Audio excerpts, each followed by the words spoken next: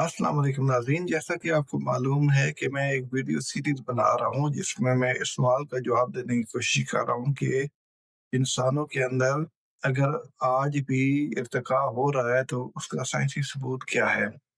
तो उस सिलसिले में सबसे पहले मैंने एक वीडियो बनाई थी जिसमें मैंने ये बताया था कि जो एंडियन पीपल हैं वो लोग जो साउथ अमेरिका के एंडियन पहाड़ों में रहते हैं, वो हज़ारों साल पहले वहाँ पे आतिशफ़शा फटे थे और उनके फटने के नतीजे में वहाँ ज़ेरे ज़मीन पानी के अंदर आर्सेनिक की आमेज़िश हो गई थी और उस आमेज़िश की वजह से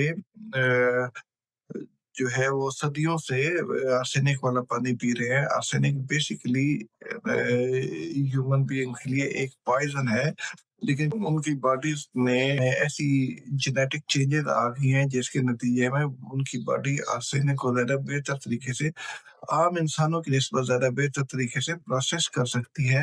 ये एक मिसाल थी साउथ अमेरिका की और फिर अब हम जो है दूसरी एग्ज़ाम्पल की तरफ जाते हैं। दूसरी एग्ज़ाम्पल बिल्कुल दुनिया की दूसरी साइड पे है, वो है ओशिनिया में जहाँ पे इंडोनेशिया, मलेशिया, फिलिपाइन ये 3 जो ममालिक हैं, इनके अंदर एक आबादी रहती है जिसको बोलते हैं बाजाओ पीपल। तो ये जो बाजाओ पीपल हैं, ये इन तीनों मुल्कों में रहते हैं और इनकी आबादी तकरीबन 1 मिलियन के करीब है, 7 लाख से 1 मिलियन के करीब है। और इन लोगों ने सदियों से इनका ज़रिया खुराक ये था कि ये कश्तियों में बैठकर समुंदर के अंदर गोता लगाकर वहाँ से गोताखोरी के ज़रिए मछलियाँ, घोंगे और सीपियाँ पकड़ते थे और उनको खाते थे। इसी वजह से इनको समुद्री खानाबदोश या सी नोमैड्स कहा जाता है। कई सदियों से उनको खाने-पीने के लिए डाइव करना पड़ता है। उनकी बॉडीज़ में नेचुरल सिलेक्शन के नतीजे में ऐसी जेनेटिक मॉडिफिकेशन हुई और उनका जो स्प्लीन है आम ह्यूमन बीइंग की निस्बत तकरीबन 50% बड़ा है। तो जब वो डाइव करते हैं, उनका स्प्लीन जो है वो इज़ाफ़ी रेड ब्लड सेल्स उनके ब्लड में रिलीज़ करता है, जिससे उनको इज़ाफ़ी ऑक्सीजन मिलती है।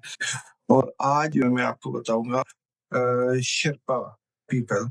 शेर्पा जो है बेसिकली ये एक आबादी है नेपाल के इलाके में और इनकी जो रहाइश है वो जहाँ पे ये रहते हैं, ये सतह समुंदर से 3000 से 5000 मीटर की बुलंदी तक पे रहते हैं।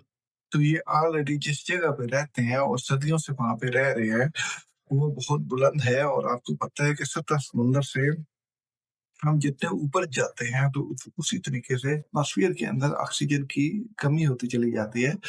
लेकिन वो इतनी बुलंदी पर रह रहे हैं कि उनकी बॉडीज़ को ऑलरेडी कम ऑक्सीजन अवेलेबल है और ऐसा सदियों से हो रहा है। कि उनके अंदर ऐसी जेनेटिक मॉडिफिकेशन लाई हैं कि जिसकी वजह से वो कम ऑक्सीजन के एनवायरनमेंट में भी उनके ब्लड के अंदर ऑक्सीजन का फ्लो बहुत बेहतर होता है और उनकी टोटल आबादी तकरीबन 1.5 से 2 लाख लोग हैं। ज़्यादातर जो है वो नेपाल के अंदर रहते हैं, लेकिन अब वो लोग पूरी दुनिया में स्कैटर्ड भी हो गए हैं। तो ये लोग शेर्पा कहलाते हैं और जब यूरोपियन लोग माउंट एवरेस्ट पे जाना चाहते हैं, माउंट एवरेस्ट की टॉप को सर करना चाहते हैं, तो यूरोपियंस के लिए वहाँ पे सांस लेना बहुत ज़्यादा मुश्किल होता है। वहाँ पे 8000 मीटर से ऊपर जो जगह है उसको कहते हैं डेथ ज़ोन और वहाँ पे ऑक्सीजन इंतहाई कम होती है और यूरोपियंस के लिए बहुत मुश्किल होता है वहाँ ऊपर समिट तक पहुँचना। लेकिन ये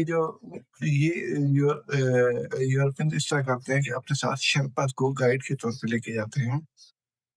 अब ये जो शेर्पाज़ हैं, ये एज़ अ गाइड जो है, ना सिर्फ ये कि यूरोपियंस के साथ जा रहे होते हैं, बल्कि ये आगे जाकर रस्सी भी लगाते हैं और फिर ये डिफरेंट लोकेशन के दरमियान मूव भी करते हैं। ये विदाउट ऑक्सीजन भी वहाँ काम कर सकते हैं और इन्होंने टेंट भी अपने साथ उठाए होते हैं और इसके अलावा दूसरे जो साजो सामान है, वो भी इन्होंने साथ उठाया होता है और इनका अच्छा खासा हैवी लोड होता है जो उन्होंने उठाया होता है। लेकिन इस सब के बावजूद ये यूरोपियंस की निस्बत या अमेरिकन की निस्बत रिलेटिवली ज़्यादा आसानी के साथ ऊपर अम, उस डेथ ज़ोन में भी काम कर सकते हैं।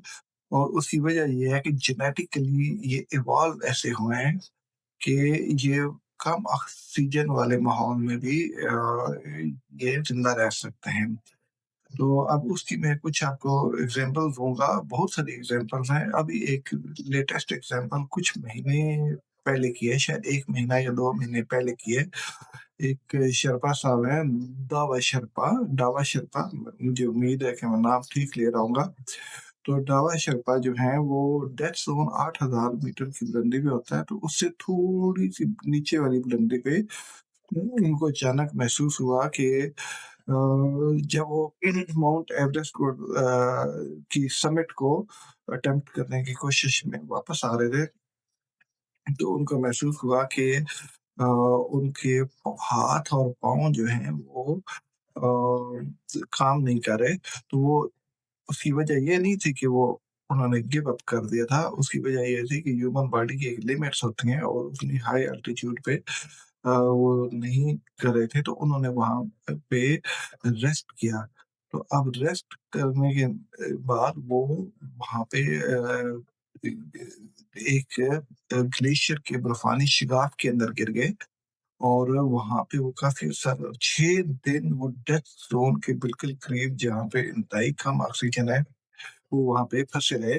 2 दिन पहले 2-3 दिन उन्होंने कोई खाना नहीं खाया और फिर बाद में किसी तरीके से वो शिगाफ से निकले भी, उनको उनके बैग के अंदर से जो कुछ चॉकलेट्स मिली, तो वो चॉकलेट्स उन्होंने खाई जिससे उसकी बॉडी में कुछ एनर्जी आई और साथ थोड़ा-सा उन्होंने आइस को हिमालय की आइस को खुद उन्होंने चबाया ताकि जिस्म के अंदर डिहाइड्रेशन कम हो और फिर डेथ ज़ोन के बिल्कुल करीब इंतहाई कम ऑक्सीजन की कंडीशन में 6 दिन रहने के बाद, जबकि लोग ये समझ चुके थे कि दावा शेरपा की डेथ हो चुकी है, वो उनको देखा गया कि वो ऊपर से कैंप 4 जो है वो बिल्कुल डेथ ज़ोन के करीब है, लेकिन उस कैंप 4 से जो निचला कैंप है, उसकी तरफ गालबन उस कैंप की तरफ आ रहे थे। तो उस वक़्त तक उनके अहल-ए-खाना को के साथ इज़हार अफ़सोस किया जा चुका था कि वो इस दुनिया से चले गए हैं, लेकिन हकीकत में क्या हुआ कि हकीकत में इतनी हार्श कंडीशन में जहाँ ऑक्सीजन इतनी कम होती है, अ, उसके बावजूद वो बंदा वहाँ पे ना सिर्फ ये कि 6 दिन वहाँ पे वो रहा, बल्कि वो किसी तरीके से उसने मैनेज किया कि वो ग्लेशियर के अंदर बर्फानी शिगाफ जिसमें वो फँसा हुआ था, वो वहाँ से निकला और वो वापस निचले कैंप की तरफ आ गया। तो ये तो एक दावा शेरपा की एग्ज़ाम्पल है, कुछ और भी ऐसे शेरपा हैं। एक है अंगरीता शेरपा, तो ये साहब जो हैं ये 10 दफ़ा माउंट एवरेस्ट की समिट पे जा चुके हैं विदाउट यूजिंग ऑक्सीजन। 10 दफ़ा विदाउट यूजिंग ऑक्सीजन। आप ये अंदाज़ा करें कि किसी भी यूरोपियंस के लिए या अमेरिकन के लिए सिर्फ़ एक दफ़ा अपनी ज़िंदगी में समिट पे पहुँचना एक बहुत बड़ी अचीवमेंट है। और उसके लिए अक्सर औक़ात ये ऑक्सीजन भी यूज़ करते हैं और इनके साथ शेर्पाज़ इनकी हेल्प कर रहे होते हैं। लेकिन ये जो अंगरीता शेर्पा हैं, इन्होंने 10 दफ़ा बगैर ऑक्सीजन के कोई उन्होंने ऑक्सीजन सिलेंडर नहीं लगाया हुआ था और उसके बगैर माउंट एवरेस्ट की समिट पे, माउंट एवरेस्ट की टॉप पे पहुँचे हैं।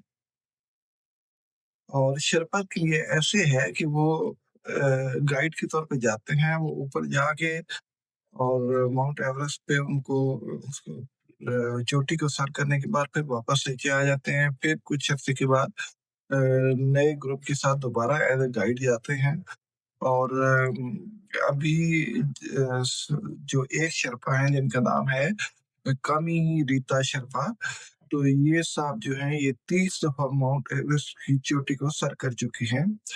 तो उसकी बेसिक वजह यही है कि यहाँ जो रहने वाले लोग हैं उनके अंदर वो ऑक्सीजन की कमी के लिए जेनेटिकली इवॉल्व हो चुके हैं, उसको बर्दाश्त कर सकते हैं। Thank you so much. खुदा हाफ़िज़।